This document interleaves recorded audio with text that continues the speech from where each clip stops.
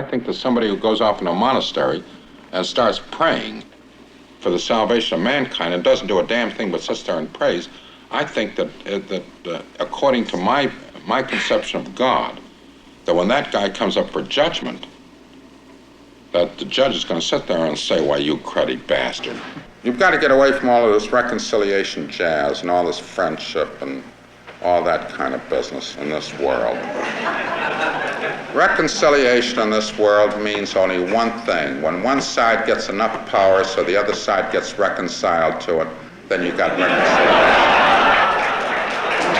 Then you got peace and love, and then you got a dialogue going on.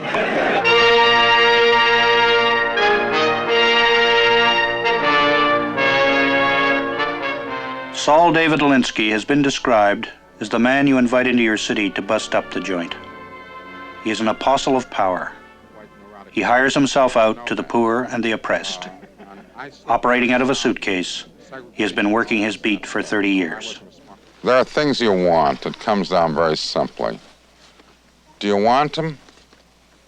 If you want them, you have to go out and get them. If you want to go out and get them, there are only certain ways that you He instructs poor people in the arts of political protest and sends them out against the establishment to do battle for a better life. He has been called the wandering Jewish Robin Hood and a no-good son of a bitch. He has preached his uncompromising gospel to immigrants, wetbacks, and Canadian Indians. As I told you before, this is the kind of thing that white society would love to see you do, because they know you're not going anywhere. And it means that they can go on doing what they want without being concerned about making any changes. You don't They'd think love to see all the white Negroes in America living on their reserves. Well, you seem like a man who has no love or none of these feelings or anything, isn't sensitive. I have a hell of a lot more love than you have, because I'm willing to go out and get corrupted for it. I'm willing to fight for it. I'm willing to stick my life on a line on it. And you're just willing to stick around and talk about love and hippies and not do a goddamn thing. Yeah, but that's not true. Much of his work today is in a more explosive environment.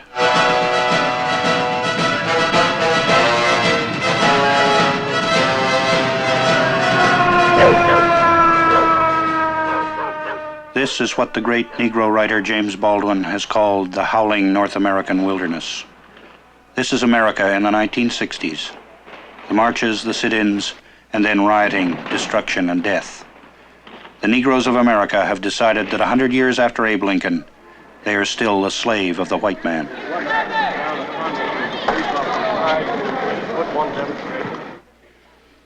So the brothers cried, "Freedom now." And they even tried to be nice about it. They cried, "Please, freedom now."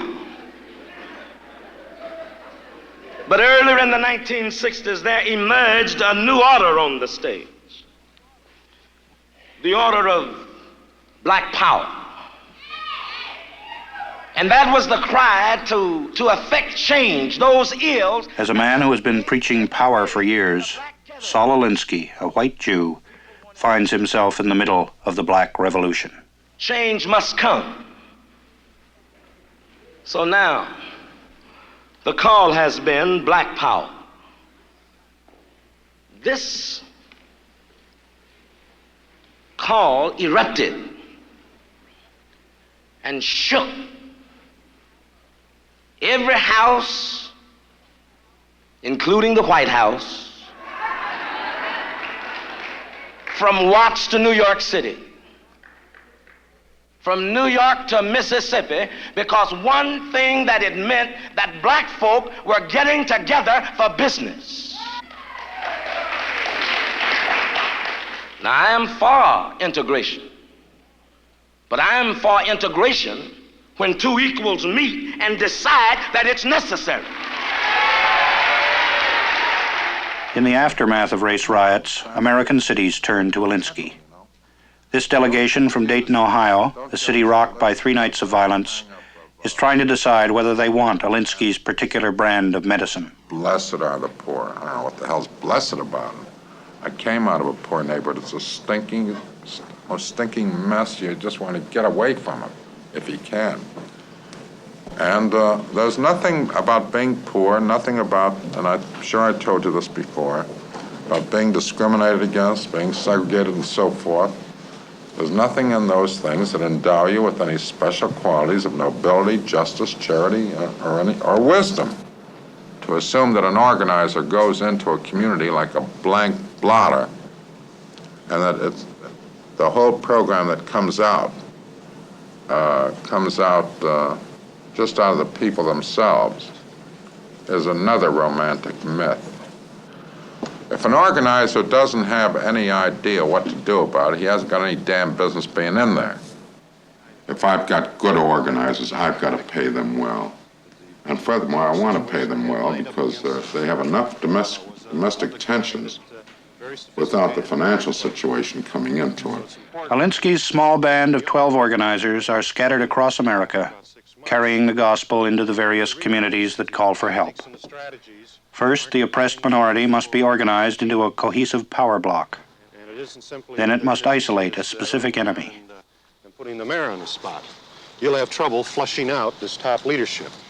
These organizers are mounting a campaign in Buffalo. Mohawk. They'll probably hide behind their public relations and industrial relations departments. But it's important that your people understand what you're going into. It's going to be a long, hard battle. And what you're really waiting is for them to make their mistake, which in the Kodak case was when they tore up the agreement. No. The issue was over and settled. You cut the issue, you freeze the target, and then you go to war. There would have been no fight. A good guy is somebody who is 100% behind you. A bad guy is anybody else. Now, what do you think about shooting for a signed contract? Sure. A basic Alinsky tactic is to deal only with top management. If the enemy is City Hall, you get to see the mayor. You're more comfortable, but I didn't expect so many persons. However,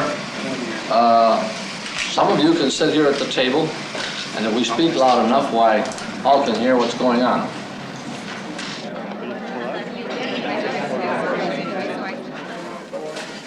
This is obviously going to be a major battle, long. An Alinsky organizer works behind the scenes. He gives his clients the benefit of his experience and expertise, but the people must do the fighting for themselves. And there may be a representative like Charles, like that, with us, yourself. Now that's for, we can really start declaring war. As of yesterday afternoon, late afternoon, my information and my contact with Mr. Light, who was handling the matter who was the executive director of the Chamber of Commerce, was that some 916 jobs appear to be available. That includes the 600 jobs that the county is making available. Are these jobs of a temporary or permanent nature? I haven't got the full specifics on them. Some of them will be permanent, some will be temporary, but efforts are being made. Well, let me at this time, Mr. Mayor, make crystal clear Bill's position on this job matter. Bill's position is that we are concerned about permanent jobs.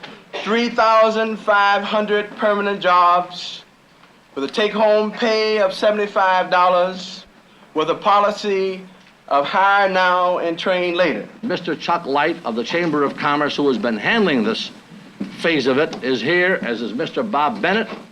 Mr. Mayor, we are appreciative of your hearing, but I reiterate, we will be more than happy to honor the invitation at 1 o'clock at the Chamber of Commerce with Mr. Light. Mr. Light, are you in the chamber willing to meet with Bill? As I pointed out to Mr. Harmon yesterday, The Alinsky operatives watch and advise very closely during these early stages of a new war. But once an organization is established, once it is fighting its own battles effectively, then the Alinsky men will pack up and move on. We appreciate the hearing at this time, and we have stated our purpose in coming, and you've responded accordingly. And we thank you very much. Thank you very much. The door is always open.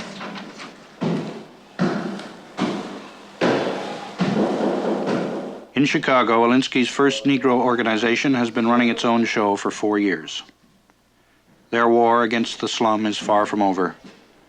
They fight on relentlessly, but without resort to physical violence.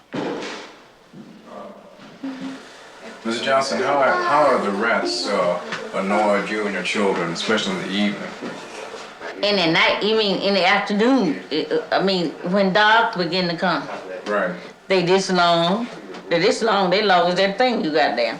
Greasy, nasty, black, like they just come out the bottom part of the basement. Like they've been in grease or something like that. The hairs hang off them is greasy. They walk down the hole like cats.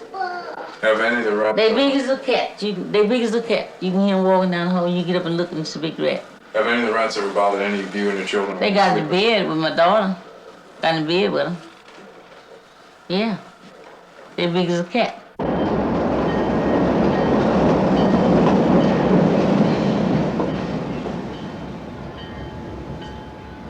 How many tenants in the building? The building has, I think, something like 27 to 30 tenants. 27 to 30 tenants.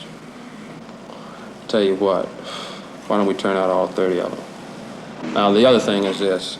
Are we going to need babysitters? We're going to need babysitters. I think we're going to need babysitters because if we're going to get all the tenants out, we're going to have somebody to take care of those kids while they're there because there's quite a few kids in that building. All right. So that'll be three ploys we've got. Number one, we've got the demonstration in front of his home Sunday. Number two, we go with the building department. Number three, we pull a mass rent strike on all of the slum buildings he's got. I think he's got about 8.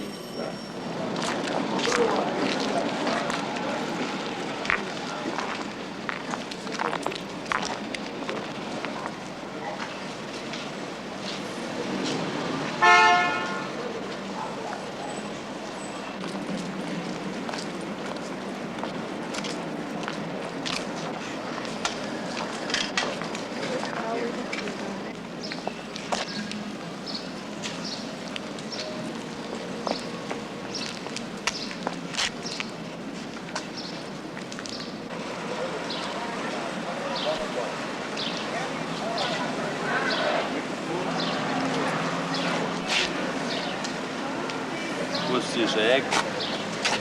This ACT organization?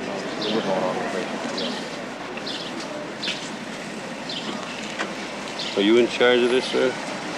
Yes, I'm the director of the Woodlawn organization. What's your name? Leon Finney. Leon what? Finney, F-I-N-N-E-Y. And what is this in regards to?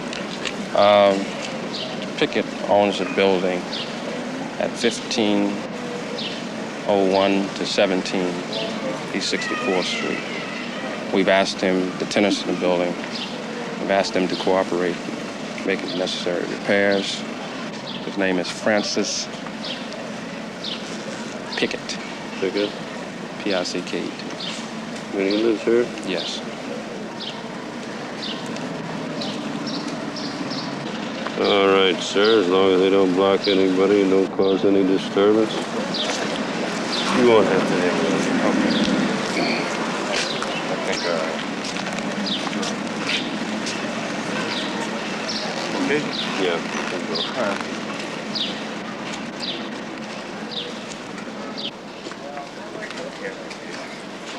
The question is, when did these people file suit? The question is that they want some action, man. They don't want no suits. Well, look. They want some heat. They want some janitorial services. They want. It's very hot now. Sure. They want heat now? Does it take heat to heat water?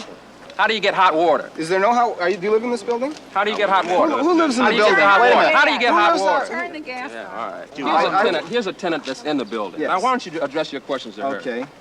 Rats, roaches, bathtub stopped up, stool stopped up, complete in the face bowl stopped up, rats this long in the bed with the babies. I pays my rent. I don't promise it. I don't say I think I will pay you. I pays. I don't try to cheat my way through, but I ain't getting no service. We don't even see Pickett, period. Yeah. Well, I think that the man that owns your building certainly has to clean up all these conditions. That's not what I'm arguing. But you just soon not to have it in the neighborhood. Is that right? I'm not You'd saying, rather have it no, in the that's courts? not what I'm saying. Well, you seem to be basing most of your argument on moving the whole issue to the courts. I'm taking issue with the fact that she hasn't exhausted available means. The only thing I'm suggesting is this. The only thing I'm suggesting is this: that the remedy that you're talking about is too slow. He didn't ever show. You've only filed 2 months ago by your own word. How many babies have got to be bitten? How many roaches have got to crawl over people before you get some action? File a suit against the guy. About a year and a half ago, I found myself in a confrontation with the Ku Klux Klan in Texas, and a large mass of them in a big auditorium. In the middle of my speech, I suddenly stopped, and I started staring at the Klan leader. And finally I said, as I look at the face of this leader of the Ku Klux Klan here, I say to you that he is a Negro. It was like a bomb went off in the place. All the Klansmen started turning around and looking at the face of their leader. And all of a sudden his nose started getting a little broader and his hair started getting thicker. Once the idea is planted, you'll begin to associate. I knew what I had done. I knew that I'd ruined this man for life. I knew that he would spend the rest of his life trying to prove that he was white. If I had been told that after I did this to him, he would walk out of the auditorium, that there would be a meeting and the Klan would throw him out of leadership, and that he would then go home and commit suicide, I would have done it. Do I make myself clear? The delegation from Dayton has listened to Alinsky for 10 days. He leaves them now to make their decision. Doesn't someone have to say, are there other alternatives, or are there any other directions beside this that are maybe more valid or more up to date? I don't know. So that do we want to commit ourselves to this phrase, Alinsky type of organization, when we don't know, one, what we mean by Alinsky type organization, or maybe we don't agree? I mean, we have a general feeling, but how far we mean this? And second, is this the only model? But at this point, with 2 weeks of exposure to the Alinsky philosophy, are we going to go and set up another institute for exposure to another philosophy? When we go back to Dayton, are we going to try to sell community organization or Saul Alinsky? He's not for sale, Yeah. He's not bargaining to organize. Now, and he's also said that there is no organizer in our community at present. We're going to have to import one, because if there was one, we'd already have an organization. We know we've been indoctrinated by Alinsky, and yet seem like we are so timid and afraid to let people know that we've been in a meeting with him. Exactly. Exactly.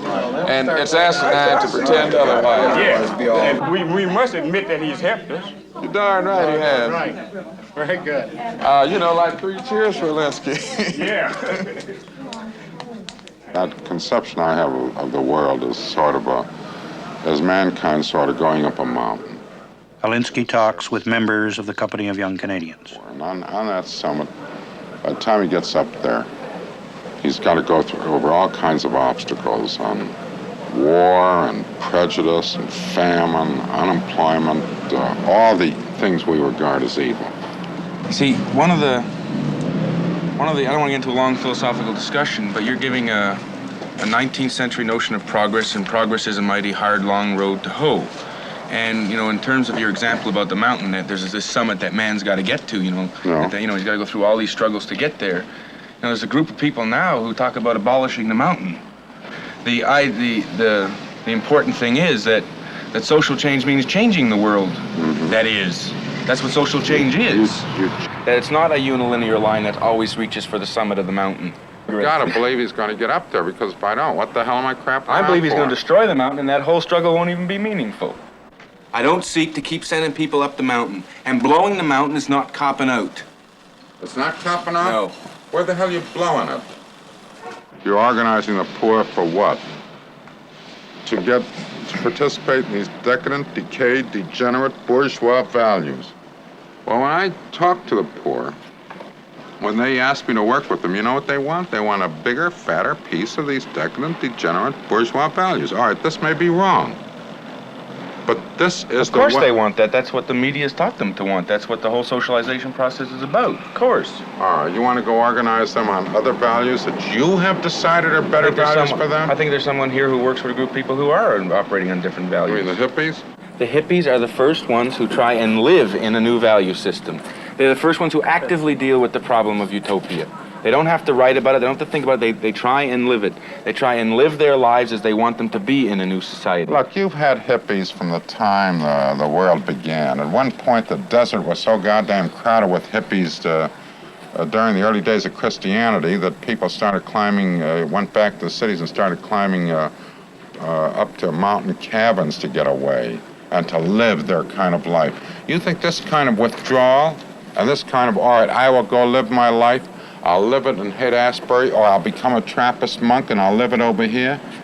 But one of the major theories of social change is that you build up counter-institutions to what is, and that a new society emerges. Right, how the hell did Christianity develop? What's the development of capitalism? It's the same thing. You don't have a tougher, harder, more realistic operator than Paul in organizing Christianity. If Paul hadn't come around to organize a Christian church, Christ would have been another guy hanging on a cross. There's always the organizers. I'm not saying there isn't the organizers. He was the guy who But I'm saying there's a different set of values that grow up alongside another.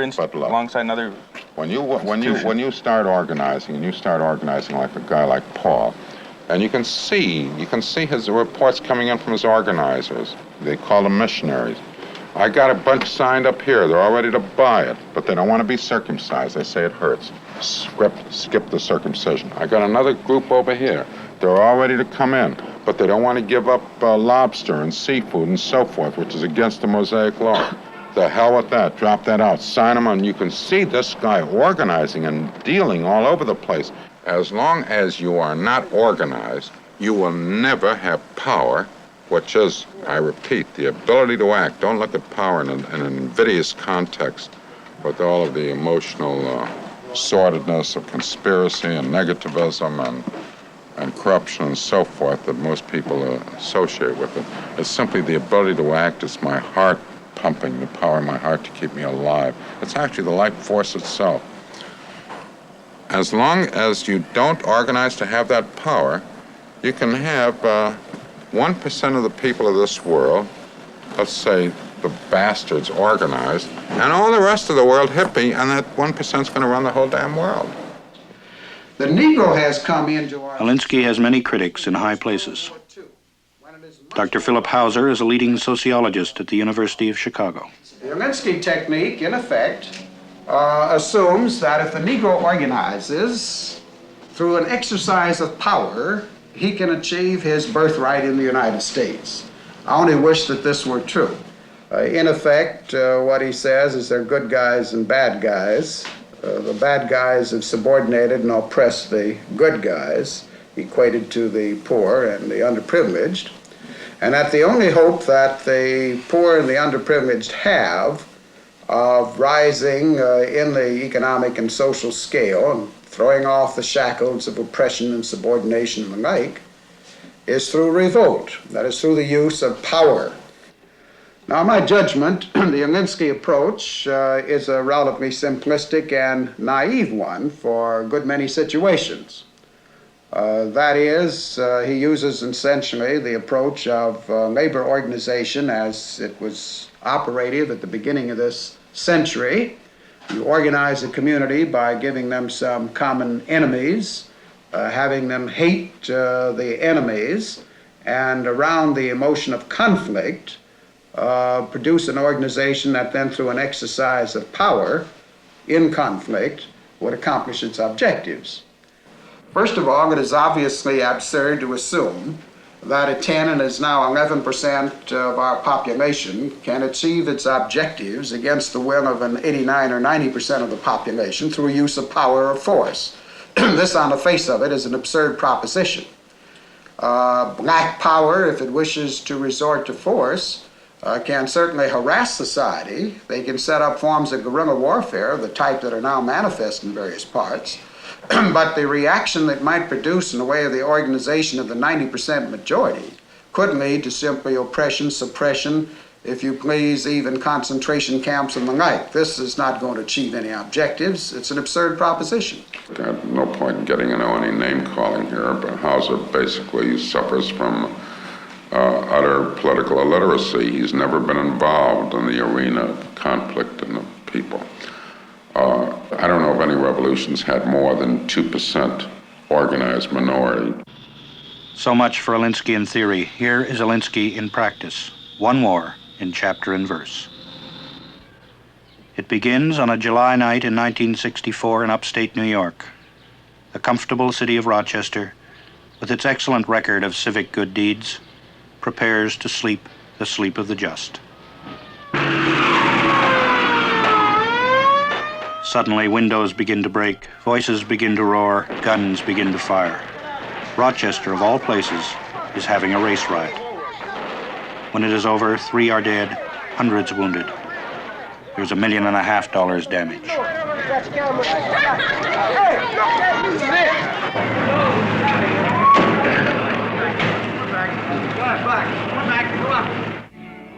Negro and white church groups decide they need outside help. They consider hiring the controversial services of Saul Alinsky. There is a civic uproar, but the church group stands firm and decides to go with Alinsky. The moment I even look at a community, the establishment promptly reacts in fear, shock, and hate.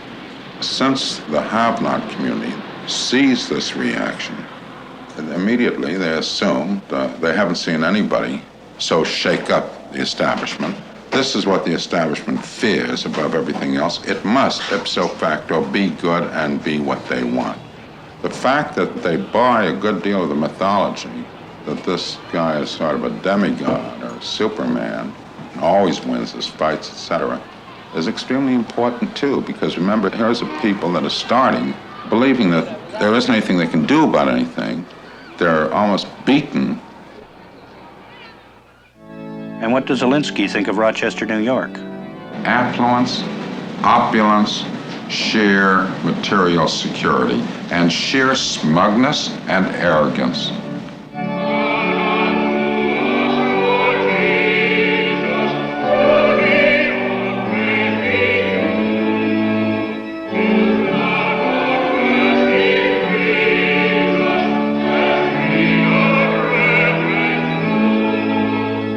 Many Christians are bitter and angry at the presence of Alinsky.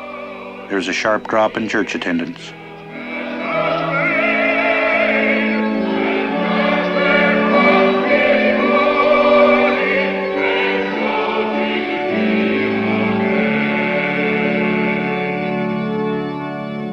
The church is guilty of all sorts of fallacies and fumblings, but it has its gospel, and where it can see a place to proclaim its gospel, it has to do it, even admitting that we don't have very great ethical and moral standards to speak from. In other words, our ethical and moral purity has nothing to do with the question of what we say. We are proclaiming a gospel which is separate and independent of our own integrity, goodness, peace, and so forth. Creating tensions. What tensions have we created? We haven't even come into the community. I've only been in Rochester for 5 hours, and all of a sudden there are tensions around. Well, I'll tell you, you do have tensions, but you refuse to look at them. What is happening now is that as a consequence of this invitation, a hidden infection is being brought out into the open. Alinsky sends in Ed Chambers, his top organizer. Chambers works quickly to head off another long, hot summer. By June 1965, he has brought 125 different organizations into the same meeting hall. 1,000 delegates elect a single leader, an obscure militant Negro minister, Franklin Delano Roosevelt Florence.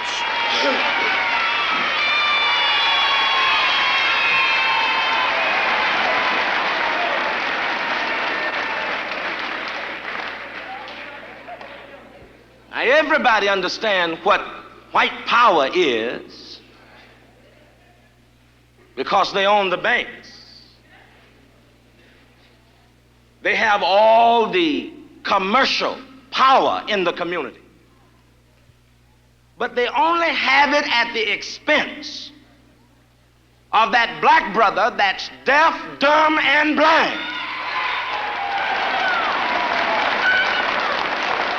And the only way black power can end the slums, desegregate, and strengthen black schools, the only way that can be done is through black power.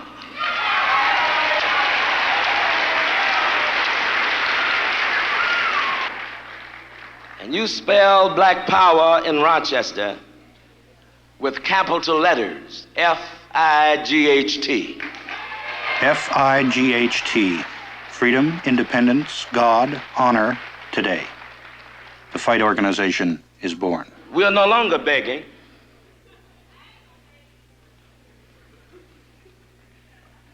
It's the day of demand. It's now or never. During the first year, Fight declares war on City Hall, social agencies, and the press at large. It wins small victories in the areas of housing and education. In the second year, Fight decides to go to war against Negro unemployment. And so the issue is cut, the target is frozen. It is a formidable target. It is Eastman Kodak, largest film manufacturer in the world, biggest employer in Rochester. Although Kodak has no labor union, it has an excellent reputation for benevolence towards its employees. It supported President Kennedy's plan to provide jobs for minority groups. Alinsky doesn't think Kodak lived up to its pledge. Fewer than 3% of its employees are Negro. Kodak's spokesman is Kenneth Howard. Well, you have to recognize, you see, an organization like Fight it's essentially, I think you'd have to describe it as a protest organization. It's entirely different frame of reference than a private corporation has. One of the problems has been for them to recognize the limitations under which we operate, which are many. Our responsibilities to government, to stockholders, to employees, to the public in general, to the many, many thousands of people who come to Kodak and apply for jobs on their own initiative every year. The issue that we are cutting, and which Eastman Kodak's allies have cut, as to whether or not a corporation has a responsibility to the local community as well as to its stockholders, whether it has a social responsibility outside of a financial responsibility, has to be resolved. And we propose to resolve it. We believe that a corporation in this world as it stands today, and so do you, believes that it has a social responsibility. After months of negotiation, Kodak representatives agree to Fight's demand that they hire 600 untrained Negroes. 3 days later, Kodak management repudiates the agreement.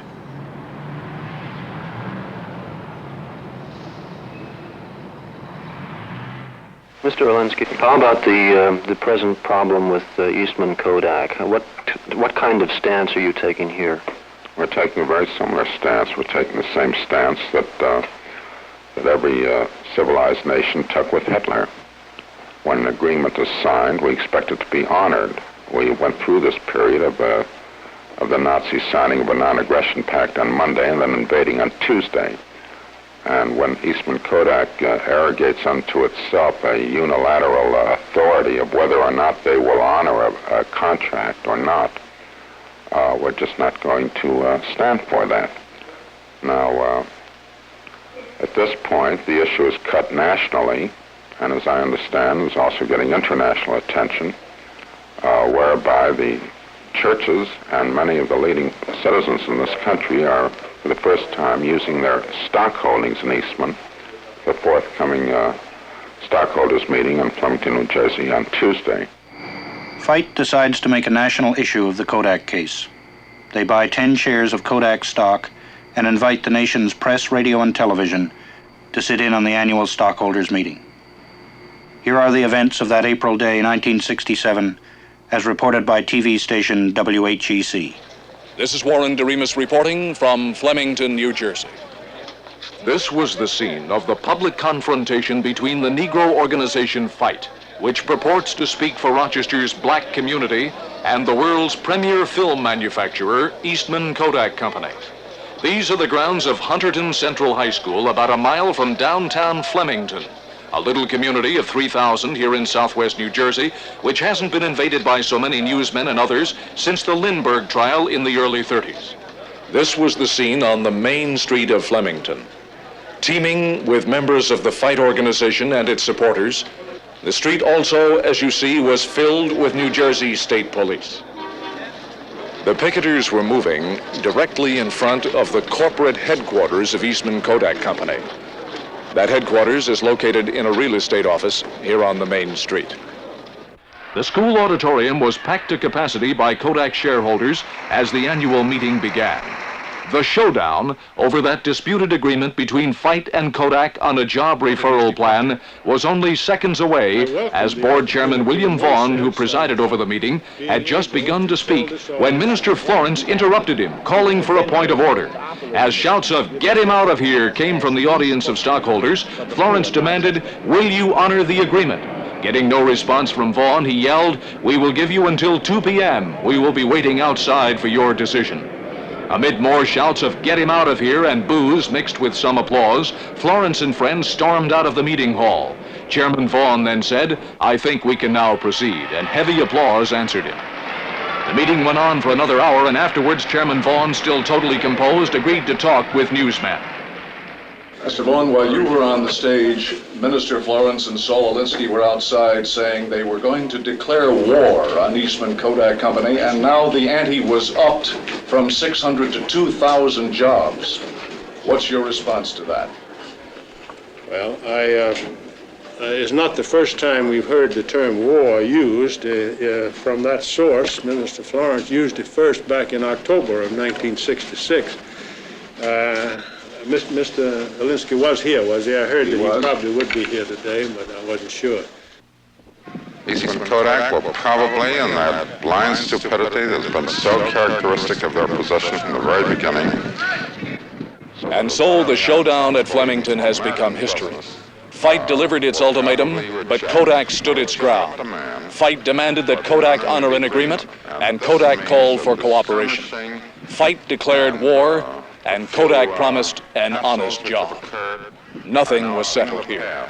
It now becomes a war, and it'll be a war that will be cut in Eastman Kodak's arena. It's wrong. It's wrong. It's wrong.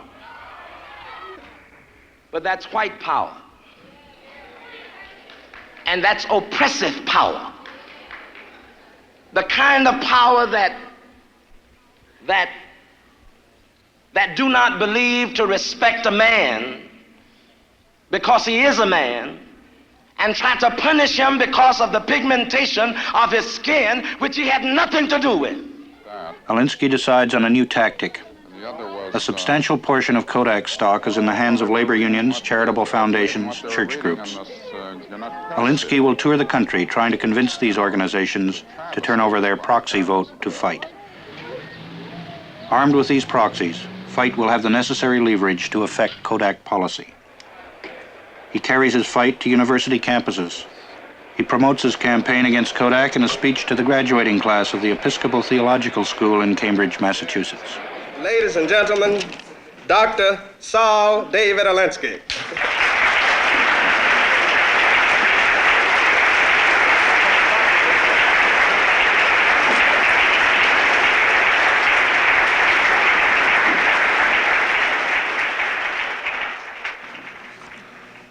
Let me begin by not going into a repetition of the goals of what we want and the kind of world that we want with all of these phrases that you have used so frequently, where every individual can achieve his potentialities and that and this and so forth and so on. You know, the dignity of the individual and all the rest of the stuff that you do every Sunday. Let us take this for granted. Let us assume that some of the meaning of what you talk about you do grasp, which at times I have a good deal of reservation about. I've taken the position that you can keep your sermons, but give us your stock options, you know. But right here is where you are getting a strong division, wherein many are taking the position within the churches that it is one thing for us to take a moral position behind Fite, which is the name of the organization in Rochester, the ghetto organization, to take a moral position and say we are in support of their position, but to use our stock investments, our financial investments, in this kind of a battle, this is most unseemly and it's against precedent. Well, everything from now on is going to be against precedent. Let me suggest that if you get involved in action, you have to act. I have an idea that if you come into the action, you are going to find your mission. Here we have been attacking, for example, the church for its materialistic roots, its big financial investments in the establishments, etc. I think, ironically, that if you give us your stock proxies, for example, that your stock proxies would be your Christian soldiers. Just the opposite. Your materialistic investments would be carrying out more of a spiritual duty than you're doing in your sermons. You've been scared to death to take action. You've been paying me off to do the action for you. That's what it comes down to.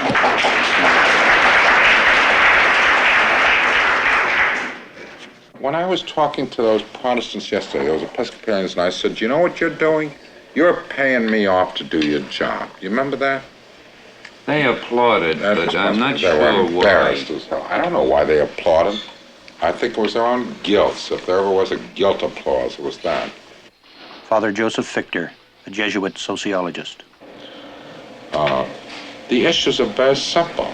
It becomes a contest of power. Now, power has always gone into two areas, those who have money and those who have people. We have nothing but people. But the politicians understand this. So therefore, each time that we move on this, every time the Episcopalians come out with proxies, the Presbyterians, the Methodists, and all the rest of them, and you Roman Catholics and the Jews, etc., this means that there's going to be a sharp political sensitivity, if I may use that phrase, in terms of supporting us on this issue. And it's here that we are going to beat Eastman Kodak.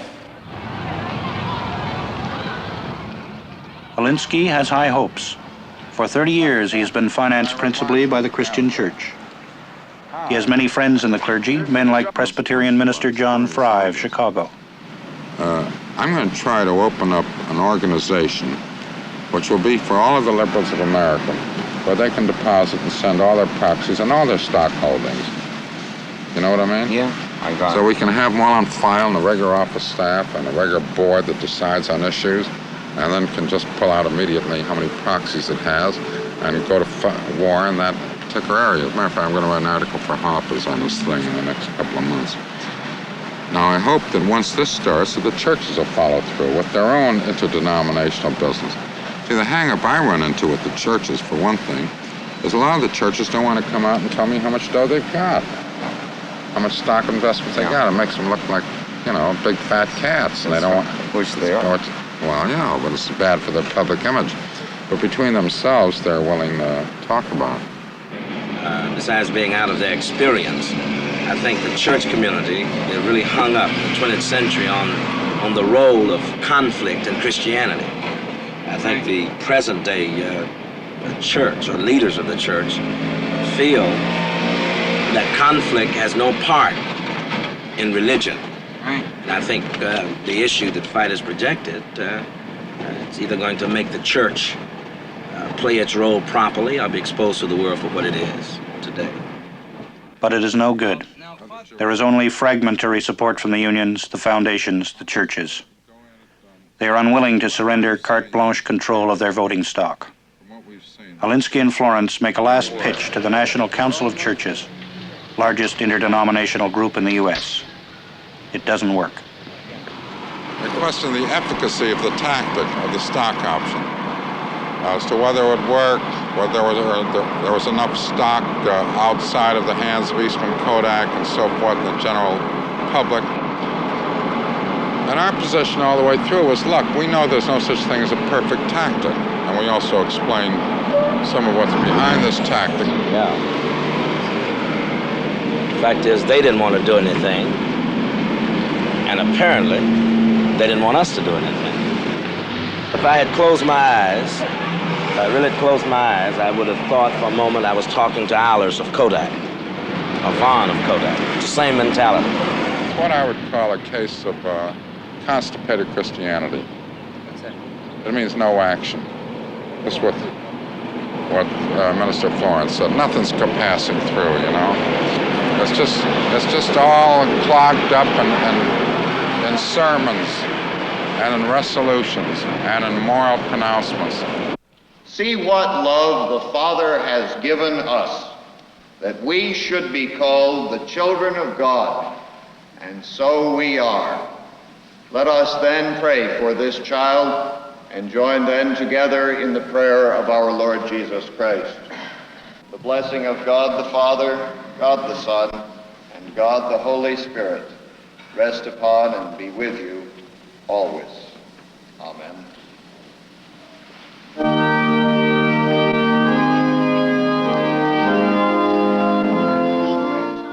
An elder in this church is Bill Claytor, a Negro.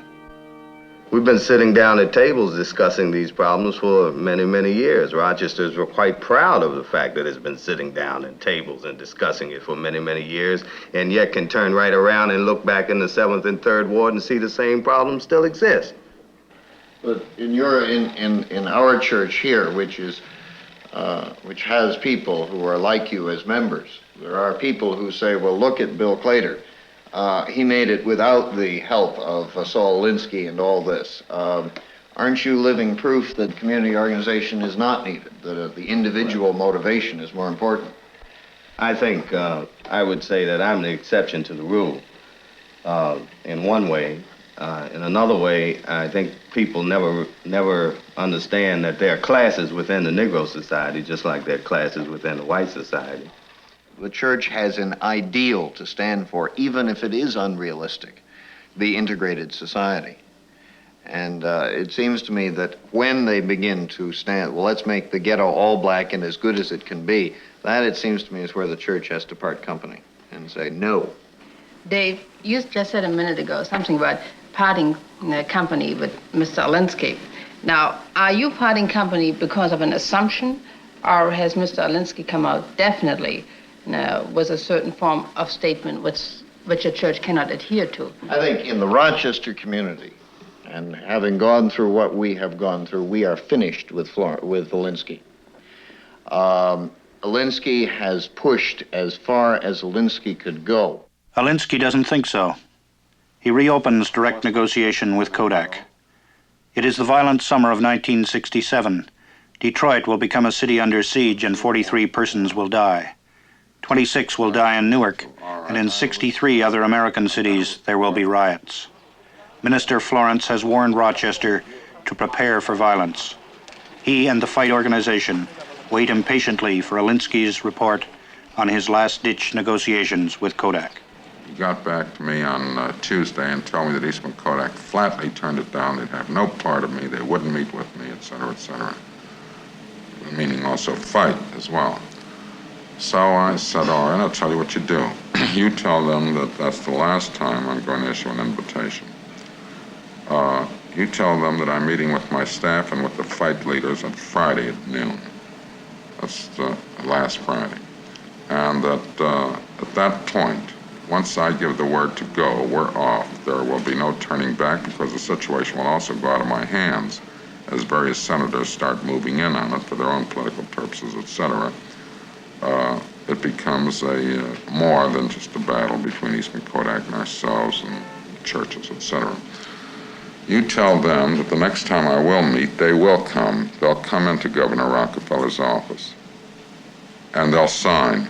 You tell them that the next time we meet, we'll meet in front of the United States Senate in the hearings room, and they'll come there because they won't get an invitation. They'll be coming in response to a subpoena.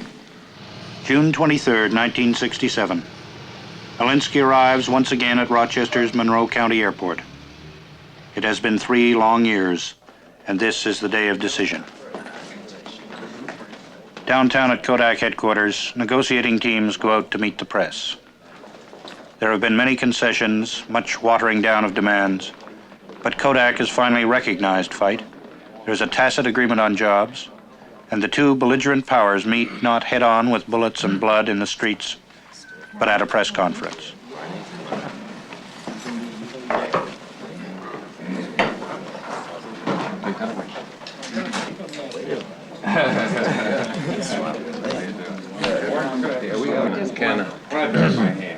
Hurry up, Bernie. Ready to roll, everybody? Let's go, Bernie. Drop it. You rolling? Representatives of FITE and Kodak have held a number of discussions recently, and I'm pleased to announce that this morning, Dr. Eilers, who is unfortunately out of town, has sent a telegram to Minister Florence, president of the FITE organization, which I would like to read. Recently, representatives of FITE and of Kodak have held a number of conversations seeking a common ground for cooperative action on community problems. This telegram is intended to recognize the merit of these discussions and to review some of the ways in which Kodak and FITE can work together. As a result of these meetings, there now appears to be an opportunity to create better understanding and to work in mutual respect. Kodak recognizes that FITE, as a broad-based community organization, speaks in behalf of the basic needs and aspirations of the Negro poor in the Rochester area. Kodak, too, desires to help create a better community. It was suggested that FITE and Kodak establish a relationship under which Kodak would send employment interviewers into selected places in inner-city neighborhoods in cooperation with FITE. And it's signed Dr. L.K. Eilers, President. Gentlemen, can we ask you if this puts an end to what has been called the big battle between Kodak and FITE, or are there other things that remain to be resolved? For instance, a signed agreement, which you have insisted upon all along, Minister Florence. Mr. Howard can answer that. Well, I think we have here the basis of developing a new relationship between FITE and Kodak. Minister Florence has received a telegram signed by Dr. Eilers, and on this basis we hope to develop a new relationship. What do you have to say to that, Mr. Florence? Well, Mr. Eilers has sent a telegram. You consider that enough of a signature? That's the president of Kodak. So you feel you've got a signed agreement? That's the president of Kodak. It would appear both have won a victory. Kodak by gaining a truce with FITE, while FITE has gained 6 months of national publicity by tackling one of the largest industries in America. While the community, which stands to win or lose the most, can take some satisfaction in knowing a war is over, and both sides say they have agreed to cooperate. Arriving in Rochester this afternoon by plane from Chicago was Saul David Alinsky, the guiding light of FITE. He told TV 10 News of his reaction to the Kodak-FITE agreement. This is not the kind of war that ended up in a victory that was anything else but a joint victory, actually. Both sides won, which was very unusual. Kodak came out from I'd say a feudal mentality of benevolent paternalism to recognize and to negotiate. And both sides here should be congratulated, both FITE and Eastman Kodak. Do you think this will have any effect on the long, hot summer that was promised in that letter from Minister Florence to Kodak? I think it will have a tremendous effect. Alinsky has done what he came here to do. As soon as the Negroes rose to their positions on the issues, and the whites rose to their positions, and there was some dialogue and some results, and the fever went from 100 to 105, then Alinsky has done what he came here to do, and there are some people that are grateful that he's leaving. And I think Alinsky would say, I've accomplished what I came here to do. We have upset a great many people, and we have as much of a pastoral concern for them as for the lowest deprived Negro in the community.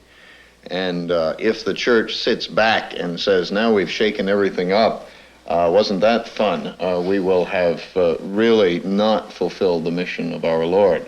We have a tremendous piece of work to do in trying to understand the anxieties and concerns of the people who are part of our own local churches and who are not at all convinced that FITE and Alinsky did anything good.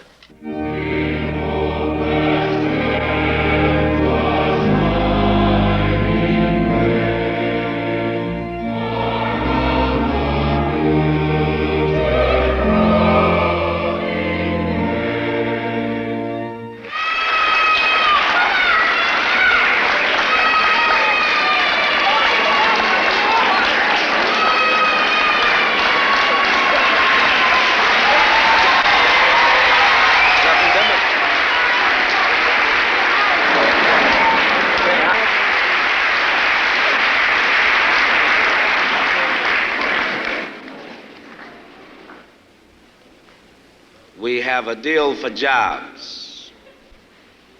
We have a new relationship. We have understanding. And you know, I just have to say it. We have an agreement.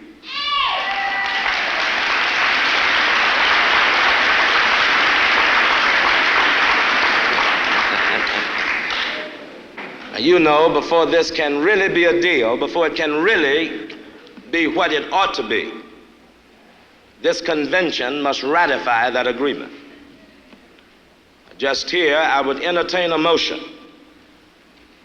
for the adoption of the Fight Kodak Agreement you have just heard read before you.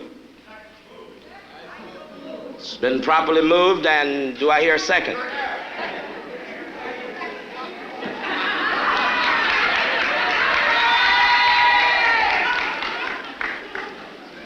All in favor, say aye. Aye. Those opposed, just left.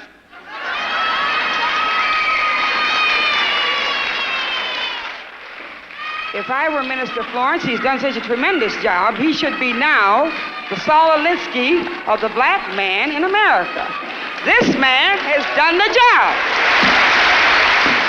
Saul Alinsky will fly out in the morning, carrying his crude abrasive energies to Oakland, to Dayton, to Buffalo, to wherever his good guys are fighting their bad guys.